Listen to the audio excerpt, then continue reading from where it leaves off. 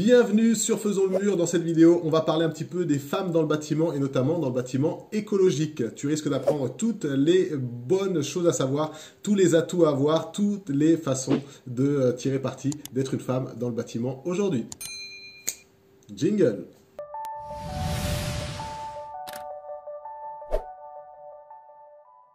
Et pour ce faire, je suis avec Amélie Bourcard de l'association Chapeau et Bottes, dont on a déjà parlé sur la chaîne et dont toutes les infos sont en description. Alors Amélie, voilà, j'avais envie de parler avec toi un petit peu du fait d'être une femme sur les chantiers, de savoir un petit peu, moi avec ma vision d'homme, c'est quelque chose que je peux essayer de comprendre à ma façon, mais voilà, il me semblait important que ce soit la voix d'une femme qui parle du sujet. Alors, je vais commencer avec la première question. C'est est-ce que toi, qui fais pas mal de chantiers, toi qui donnes aussi des cours et qui fais des formations, est-ce que des fois on te regarde un peu de travers ou un peu de haut quand tu arrives sur un chantier parce que tu serais une femme?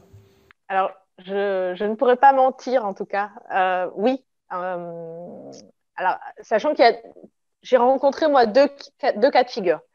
Le premier cas de figure, c'est quand la formation a lieu chez des particuliers où il y a d'autres artisans. Il y a déjà, ah mais tiens, qu'est-ce que tu fais là?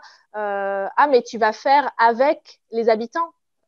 Bah oui, en fait, moi j'ai choisi en tant que femme de donner une posture particulière à la place de la femme dans l'acte de bâtir.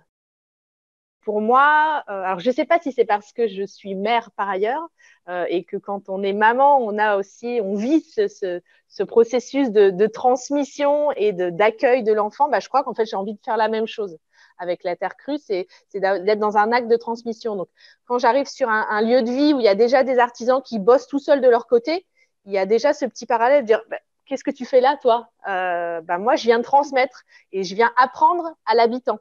Ah, tu vas pas faire à la place de. Non, je vais pas faire à la place de. Donc voilà, il y a déjà ce petit regard déjà dans le rôle que moi je donne en tant que femme dans la transmission de la terre crue. Et donc voilà, je vois bien qu'ils observent, ils regardent comment je m'organise, comment les habitants viennent aussi participer à la préparation. Je pense que au-delà d'être une femme, c'est le fait de travailler la terre crue qui interpelle Ok. énormément. Par contre, une autre situation où on est en chantier participatif, où là, je trouve que l'équilibre homme-femme est beaucoup plus naturel. Et moi, c'est ça aussi qui m'a motivée de me dire, bah oui, moi, en tant que femme, je peux proposer et transmettre en tout cas ce que j'ai déjà appris. Oui, oui, on en est capable. Euh, Même si et ça, je sais pas si vous, les hommes, vous le faites, mais en tout cas, ce que j'ai aussi observé quand on a une présence féminine dans un écosystème qui est déjà masculin, euh, pour moi, c'est le réflexe de prendre soin de moi et de prendre soin des autres. C'est-à-dire que par exemple, quand je vais animer une formation chez des parties, on démarre toujours la journée avec des échauffements. On va toujours rappeler en tout cas à ceux qui vont se mettre dans l'action de dire ah oui, j'ai mon corps. Et mon corps, comment je peux lui rappeler que je suis vivante et que je vais faire appel à lui. Voilà, il y a ces petits Alors, détails-là où je vois bien que, peu importe, il n'y a pas forcément ce lien-là. ok, ok. Alors ça a coupé légèrement pendant que tu parlais, mais je crois enfin j'ai saisi l'essence en tout cas de ce que tu voulais dire.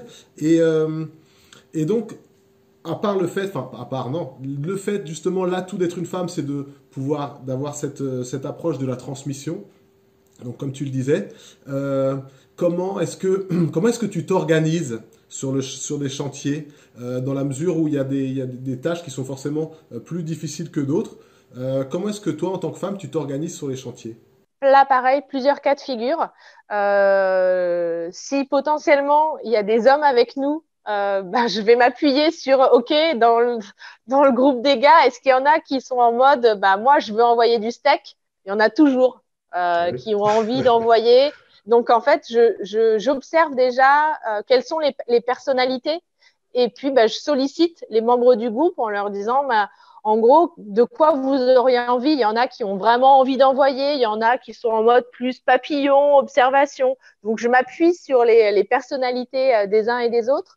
Et puis, en sens inverse, quand je vais bosser toute seule, par exemple, sur mon projet, je fais des demi-doses. C'est-à-dire que si je vais avoir besoin d'utiliser une bétonnière, je vais pas blinder la béto, je vais faire des demi-bétos pour pouvoir adapter en tout cas la charge à ma capacité de réalisation, ce qui implique aussi pour moi potentiellement d'anticiper et de préparer mes mélanges plusieurs jours à l'avance. Alors, je sais qu'en plus, ça peut être une bonne pratique parce qu'il y a des Japonais qui préparent plusieurs mois, voire plusieurs années à l'avance leurs enduits.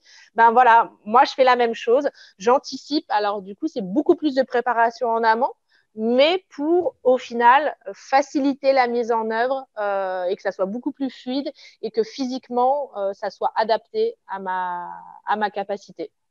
Ok, superbe. Et selon toi, quels sont les atouts que la femme apporte au bâtiment qui étaient pas inexistants avant, mais qui étaient peut-être qu'on retrouvait moins avant? Euh, je voudrais pas vous enfermer, vous, messieurs, parce que je pense qu'on est Ouais, c'est vraiment difficile ultra.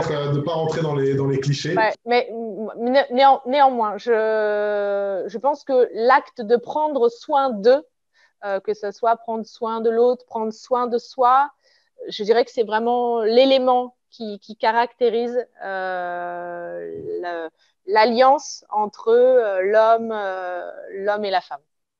Ok, ok, bah écoute. Et en plus, je vais terminer là-dessus. Je pense qu'on peut aussi ajouter entre l'homme, la femme et la machine.